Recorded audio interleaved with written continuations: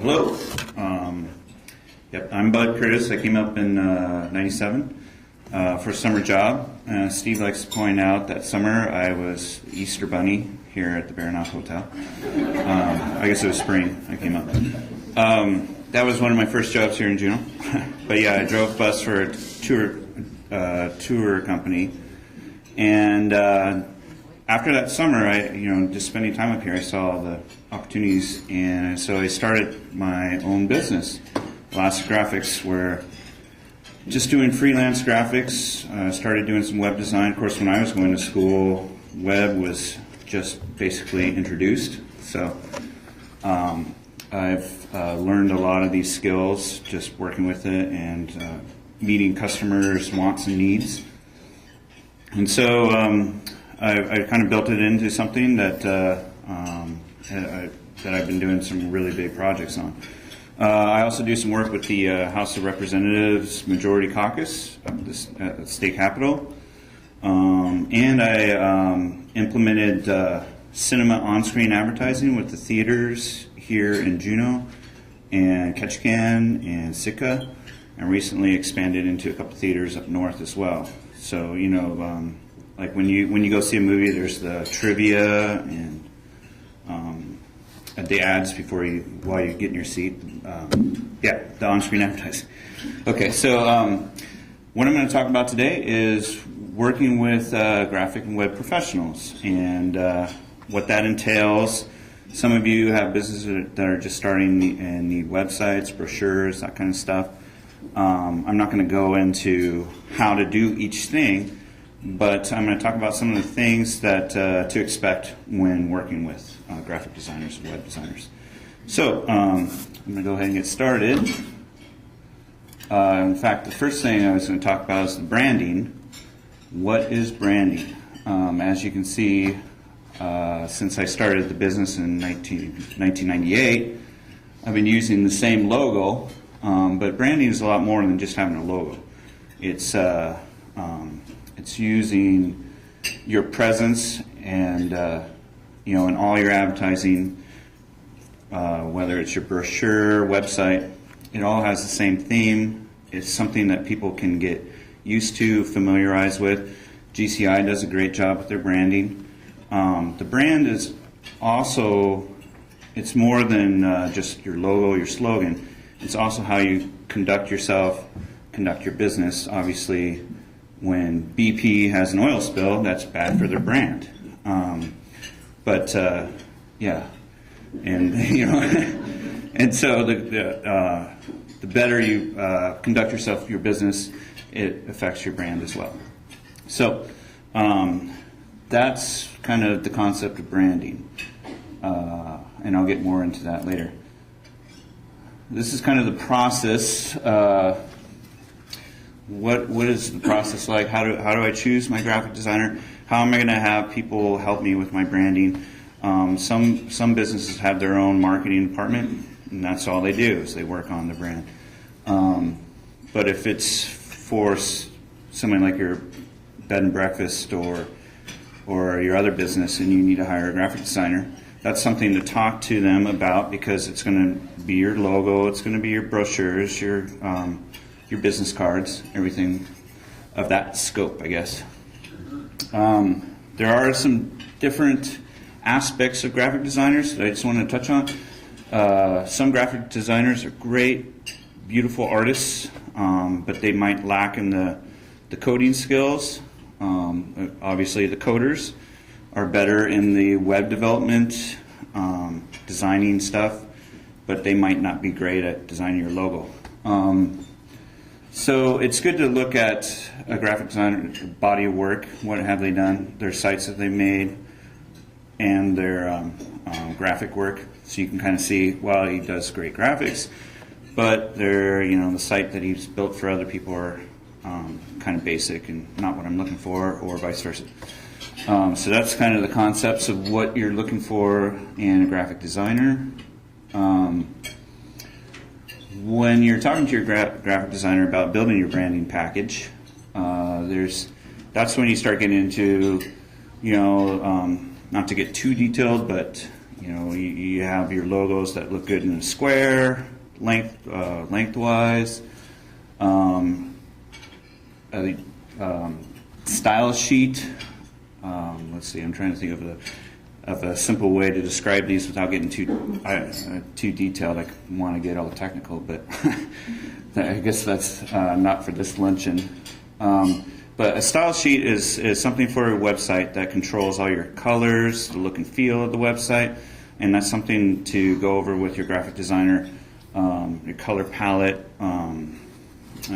what color will links look like on your website. But it's also something that's going to transfer over to your brochures, to your business cards, so everything kind of has the same look and feel.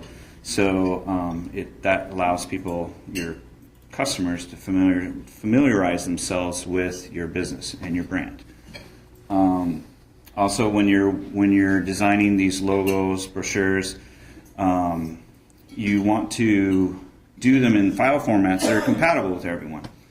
So your graphic designer will be aware of this, but you can't just do everything in JPEGs, or you can't just do everything in a quality that's suitable for a web and then turn around and try to print high resolution brochures. So when you're working on your whole package, you want to have all your original print files in print-ready, high quality format, which is easily transferable to web, on-screen advertising. So it's something I talk with people quite a bit when I'm doing ads for the cinema. In fact, I got a slide coming up that will show that example. Here we go. So I was doing an ad for somebody, and because they had only had images that were available for the web, this is what she sent me, and she wanted me to do a big ad that went up on the screen. So as you can see, nothing is really recognizable here. I actually went to the original photographer and got the high quality ad. So just be aware that when you're working with people and you're doing your ads, your brochures, stuff for the web, that you are getting them the high quality versions, getting your graphic designer the high quality versions so they can optimize it for whatever it is that you're working on. So that's just an example of that kind of about imagery. Now working with your graphic designer, your graphic designer should be up with all the latest technology and stuff like that. But there are things to take into consideration, like if you're designing a website, gone are the days where everyone had little flashy things, look here, sign up here, just because people have found that they're so distracting when you're trying to go to your website and get latest information or maybe sign up for something, but there's all this stuff flashing around. And you can see that too when you go to websites that have a lot of flashy ads too. It's hard to read those websites. And you probably heard recently that Adobe is kind of killing off Flash animation. A lot of ads and everything and websites use Flash, which is kind of going away with the new standards. So that's something to consider too when working with your graphic designer. If you need video or if you need stuff on your web animation, are you using antiquated technology that is going to affect the website? Now, it used to be you weren't considered a business unless you had a website. Today, it's becoming you're not considered a business unless you have a website and a mobile app, and it's got to be optimized for the iPad or whatever. So those are things to consider when working with somebody who's putting all this together for you. And the other thing to consider too is, is your logo, your brochures, this brand, is it going to work too with Google Ads, Facebook Ads, because that's another thing I'm going to get into how you can apply that. Your website, I imagine everyone here probably has a website. It's is kind of your foundation, because there's on your brochure, you can have your URL back to your website, on your business card, on your on-screen ad at the cinema. Everything's going to kind of link back to your website, where from there you'll find links to your Facebook page, to your YouTube page, and all that kind of stuff too. So everything just kind of links together. This is kind of where you can bring the customer and just have all the information right at their fingertips. And of course, there's things you can do behind the scenes. Search SEO is search engine optimization. Just making sure that your graphic designer or web designer is designing your site so that it's getting placed well with search engines, can be found by your customers. And you can use, there's analytic tools that you can use for your website, so you can see who's visiting your website, where the visitor's coming from. And then that's where you can get into your Facebook ad and Google ads to draw customers to your site. If you're doing a campaign, if you have an event or something coming up, you can run some Facebook or Google ads and really target your traffic to your site.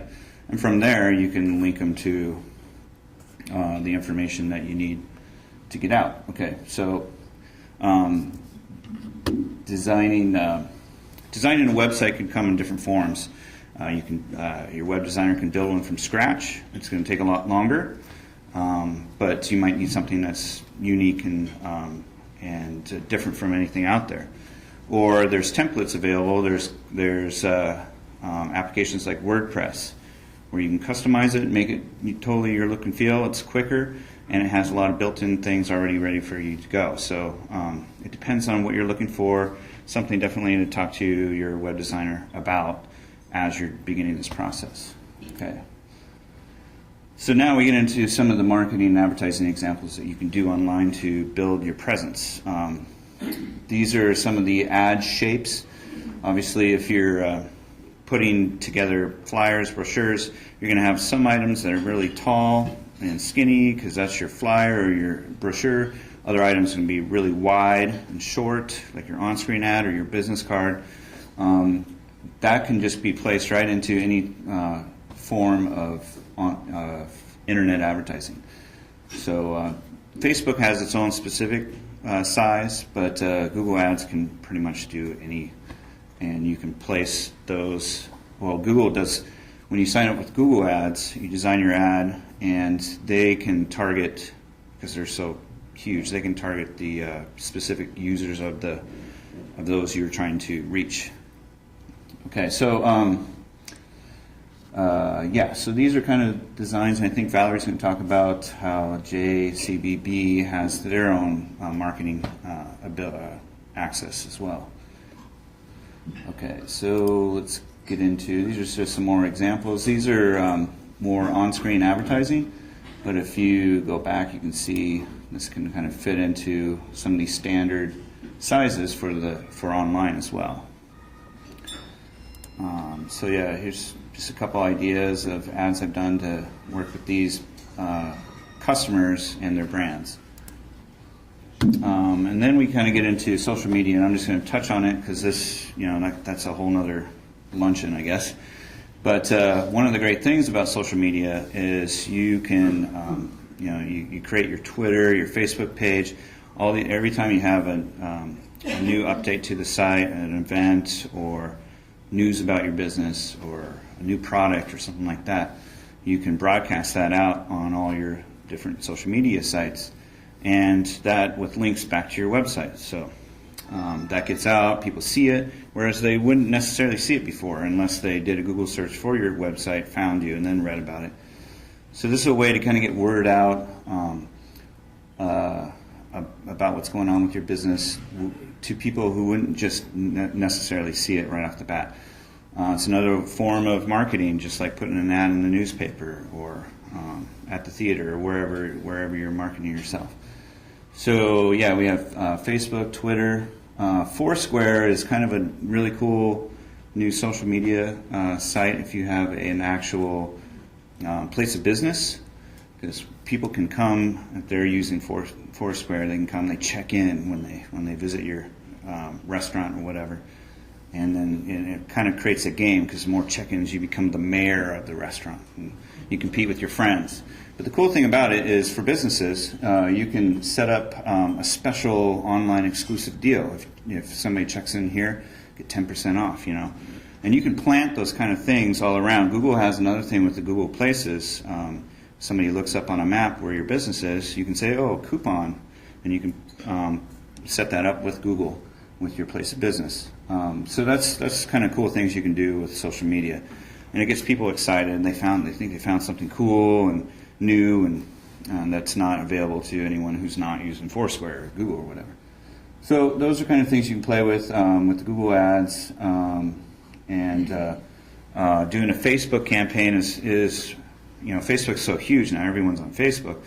Another cool thing is you can, it's relatively cheap, but if you have an event coming up and it's just in a couple weeks, or like $40-50, you can target ads to all the people who might be interested or meet this criteria of those, own a small business that might want to come to your luncheon about small businesses.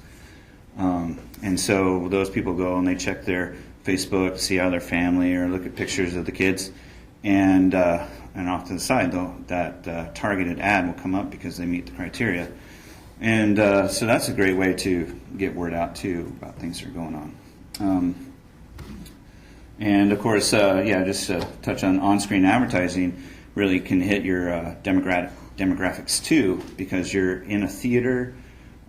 It's different from television and radio because you can't turn the page, you can't change the channel. You're a captive audience, and you're hitting the demographic of all the people that the families that have a sizable income that go out to the movies. So another great tool. Let's see.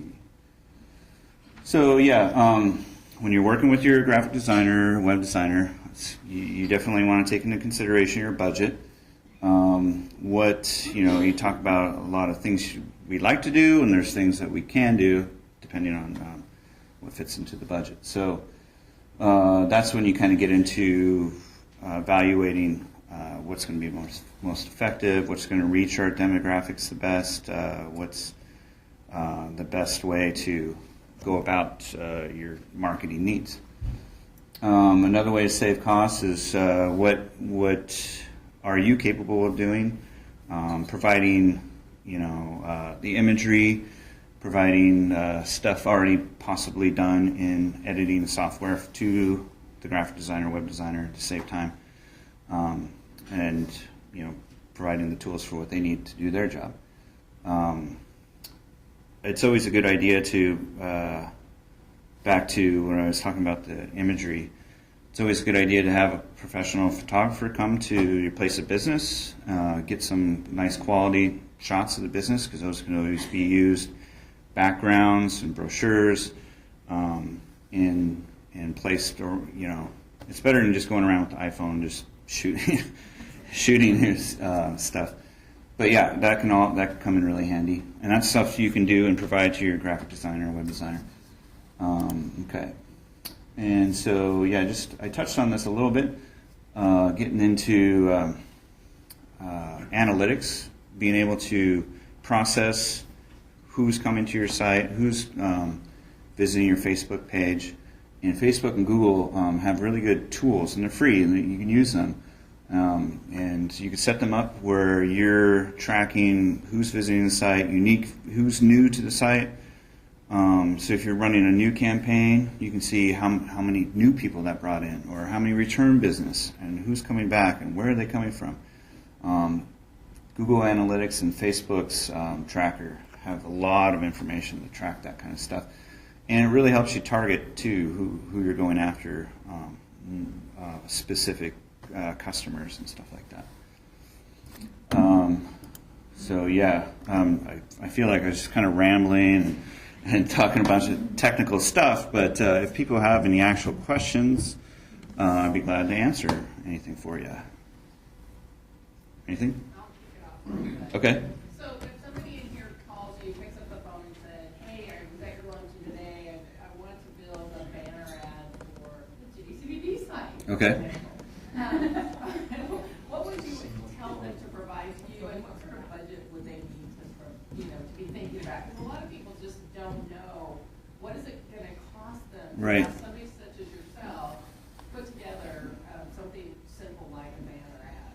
Yeah, that's a good question. In fact, I forgot to kind of touch on that. What do graphic designers usually charge? And it kind of depends on the graphic designer. Some graphic designers have a lot of workload, and so then they increase their rate because they're in more demand. Others are getting started, so they're a little bit less, more economical. But then you have your experience versus skill kind of question. In general, I charge like $100 an hour, but that can be, that's totally flexible. It depends on what it is and what we're doing. But yeah, if somebody calls up and just wants a banner ad, that's, and I would tell them what to provide. Usually it's their logo and any imagery that they want to use and what they want it to say is about all they need to get started with. I'll do a couple designs and I'll email them back approve. Here's what I put together, and they'll let me know, change this, what they liked about it or what they want to change, or it might be good to go. And so, I can do that within an hour to 3 hours. If we get more into the animated type ads with video and audio and that kind of stuff, that production takes a lot more time. So, yeah, that's kind of the basics of it all. So I'll just follow up with that. So if they provide you the basic building blocks of the banner, Yep. the imagery, and they can give you some sense of it, that affects how much time it takes you Yeah. to create it out of. Because obviously if I have to design a logo for them, that's going to take a lot more time, and there's going to be, well, I don't like this one, and then do another one. It's just adding more into the production. Or if I have to come out to the business and shoot the photography, that's going to create more time, and it's going to cost more. But yeah, if those are the type of things that you have ready to go, then it can make the whole design ad processing more economical and faster. Yeah. Does anyone else have any more questions? I have one. Okay. Following Marie's question, just say a brand new customer comes to you needing a banner ad, from start to finish, about how much time is that going to take them? If they say they need it in 2 days to go for a special thing, is that doable, or? Oh yeah, a banner ads. That shouldn't. If those building blocks are provided, yeah, it should an hour or two. And obviously, like I was saying, you get more into the video and animation, stuff like that. It's a little bit more involved and takes more time. But yeah, just a basic banner ad. An on-screen ad that I can do for the theater, just a static image that doesn't move, takes an hour or two. So, yeah. All right. Thank you. Yeah, no problem. Thank you. I think that's the most fun I've had at a luncheon in a long time. Just the anticipation of possibly winning a new phone was really fun and exciting. And try to get mine up here really quick. So now that Bud's talked to you all about how to create this great brand and all the different elements that he can help you create, or any graphic artist can help you create to market your business, we need to get the word out about you and start promoting your business. One way to do that is through banner advertising. And so quickly I want to go through some just generic banner ad terminology. And I put some handouts around on the tables too, so you guys can kind of follow through and take notes if you need to or anything. But I'm going to keep it pretty basic. So yeah, we have some extras here where people didn't sit. So what is a banner ad? A banner ad is basically a graphic or some artwork that lives on the internet and hyperlinks back to an advertiser's website. So pretty simple, straightforward. What is creative? That's the ad speak for the actual artwork, so that you'd work with your graphic designer to build your creative for your ad campaign. Impressions. This refers to the number of times that your banner advertisement was viewed, so how many times it came up on the screen in front of somebody. Click-throughs. This is the number of times that your ad was actually clicked on and somebody was transferred from the website that's hosting your ad back to your own website. And then your click-through rate is a function of how many times your ad was viewed, and then how many times it was clicked through. So you want to pay attention to that. So say you get 1,000 impressions or banner views, and 10 people click on your banner. That's a 1% click-through rate, which is really, really good. The average click-through rates, just so you know, web-wide, are about 0.2 to 0.3%. So they're fairly low. Then we have an ad server. This is where your ad artwork it kind of lives, and it's served up to the website where it's going to be viewed. It also tracks the performance of the ad and then can report back on that. The ad network. Ad networks are places where an ad can be served out to a wide variety of websites. So you can kind of maximize your exposure across the web. Then you have run of site. This means that your your banner ad is going to run throughout the entire site with no real targeting as far as where it's going to show up or who it's going to show up to. And then targeted content. There's different varieties of targeted content, but this is basically how you can specify who's going to see your ad. There's a lot of different ways you can target. I'm going to talk about it a little bit later in the presentation. So that's the basics of banner ad terminology. It gets a lot more technical than that, but that's where we're starting. So, of course, we're going to push our banner advertisements on traveljuneau.com because we have this big, beautiful website. We have 3 different options for banner advertising. We have the horizontal banners, which appear on the content pages of every page of the website. They appear just above the footer, so you can see them down here at the bottom. And this is the standard. The Internet Advertising Bureau set some standards that Bud showed us earlier. This is the leaderboard standard. So this, you may have had this size developed for another advertising campaign. So you might have the artwork already, or if you pay somebody to have it created for you, you may be able to use it on other websites as well. I know that this is a common one that the Juneau Empire uses, for example. So. We also offer, we call them tall or short, small towers. They are on all the calendar of events and web listings pages. So the tall tower is a standard ad size as well.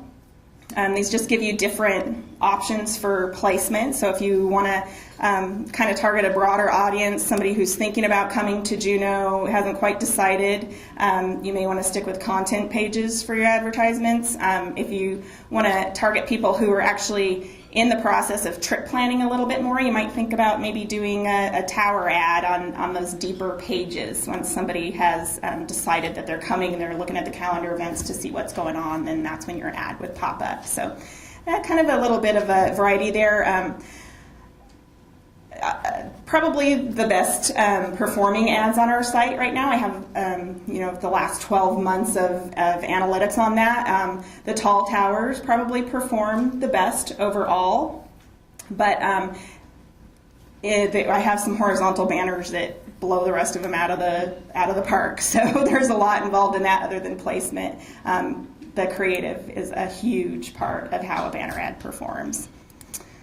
So why would you want to advertise on traveljuneau.com? We have highly qualified viewers. That means the people on our website are pretty much interested in coming to Juneau, or they're using the website to actively plan their trip to Juneau. So you don't have to go out in the ether world and find these people who might be in Juneau per chance. We've already gone out there and through the marketing efforts of the Convention and Visitors Bureau, marketing Juneau as a destination. They are already thinking about coming to Juneau, and now we're trying to connect them with you and your business. We do have above average click-through rates. I mentioned earlier that the kind of internet average is about 0.2 to 0.3%. Our average click-through rate on traveljuneau.com is 0.58%, so considerably higher than the average rate, and that's because we have those qualified viewers. We have a very, very affordable pricing structure. If anybody has ever done any banner advertising themselves before, there's a variety of different pricing methods that you can be charged per the number of impressions that your ad would receive. You can pay per click through. We do it based on a time frame. We don't limit the number of impressions you're going to receive or the number of click-throughs or anything like that. It's based on how long you want to have your ad up, and the longer you have your ad up, the more of a deal you get on that. In that packet, I have a kind of a sheet that goes over the banner ads, the different specs and the placement, and gives you the pricing for those banner ads as well, so you guys can take a look at that. And then again, the Internet Advertising Bureau standards that we use. So once you have that creative, you can use it out there on other marketing efforts as well. So some tips for success. How do you maximize or get the most out of your investment? And one of the most important things is to have a compelling ad design. It's really important, I think, that you outsource that to a graphic artist. I know from looking at the stats on our website that your design makes a difference and the content of your ad makes a difference. You can't put too much information on there. But it is important to have a call to action. You want to say book now or learn more or something along those lines is a really good thing. It gets people kind of excited and actually doing something. Sorry, I can't read my notes. And then something to consider too is the overall aesthetic of the website that you're putting it on. Like Bud said, you may not want it real flashy on a site that's like peaceful and calming. Maybe you're advertising on a spa website or something. You don't want it to have all this flash animation going. People are going there because they want to relax and be peaceful. So just, you might consider that the actual places where your ad is going to appear and how it will look on that website. If they integrate with the site, a lot of times they may perform a little bit better. And follow the KISS protocol. Keep it simple, stupid. Don't overdo it. Don't over-design. And I just wanted to give you a sample of an ad that's been on TravelJuneau.com for quite a while now. It says allalaskatours.com. And they're utilizing all of these things that I just talked about. They have a call to action, explore. It's really simple. It looks great on the JCVB website. This is one of the best performing ads that we have. So, some more tips. Consider the landing page that you send people to once they click on your advertisement. It doesn't have to go to your home page. You could think about, is there a method of conversion? Are you having a special? Are you booking now? Are you sending them to your tour page where they could actually book your tour or book a room? Are you having a special deal that you've done a banner advertisement for? Something that pops into mind is the Baranoff and Eagle Crest do a package deal in the summer. They could create a banner ad specifically for that and send people right to the booking engine for that ad. So those are just some things to consider for a successful ad that actually creates conversions, which is your ultimate goal, is to make a sale. So, and then I'd encourage experimentation. So analyze your performance reports often. You want to take a look at how your ad is doing. If it's not working for you, you need to change it up, try something different. So you can try multiple ad designs, maybe different color combinations, maybe a different layout or different placement on the website might work better for you. You could even try a static ad and one with animation and see which one outperforms for you. So those are things that you could do, that we could do for you in a campaign, and track them for a few days or something, see which one performs well, and then just go with that one. And we do that with email blasts with ATIA, and it's just really important because different creatives can make a huge difference. So some other kind of broader ways to get the word out. You might consider participating in an ad network. You can maximize your exposure this way. So you've had that ad work created, put it out there, and see what you can get. You can utilize more targeted content. In JCVB's advertising right now, we're basically doing a run-of-site type distribution. And some of these ad networks can really target your audience for you. So there's all different kinds of targeting. You have like retargeting. So somebody came to your website and then they left. And then they go to another website that's in the network and they get an ad about your business on that website. And there's another one, somebody goes through the whole process and they are about to make a transaction but then decide, oh, I'm not going to do that right now. I'm not going to book that room. And they leave and go do some more internet surfing. And then a little while later they re-enter the network and they receive an ad that says, oh, book your room now and get 10% off. So it's kind of a little bit Big Brother-ish, they drop a little cookie on your computer, but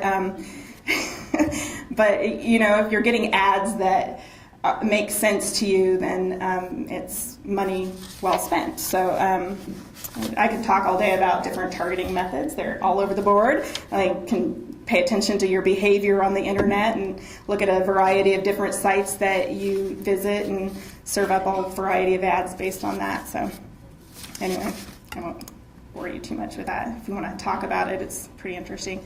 But this will basically increase your brand awareness. So you're putting your ad out there in front of as many people as you possibly can, which is really important. And something I'd encourage you all to do if you haven't tried it yet, or to try Facebook ads. They're really simple to use, simple to build. They're relatively inexpensive. You can do one for $25, $50 and really target your audience. Because if you kind of think of it this way, Facebook is an ad network. Everybody's individual profile is their own little website, and Facebook knows pretty much everything about you. So when you're building your ad, you can target and you can say, I just want my ad to be seen by people in Juneau that are interested in skiing, and I want them to like my page, or I want to send them to my website, I want to send them to my season pass page, something like that. So Eagle Crest needs to have a Facebook page. I'm on my soapbox. Anyway,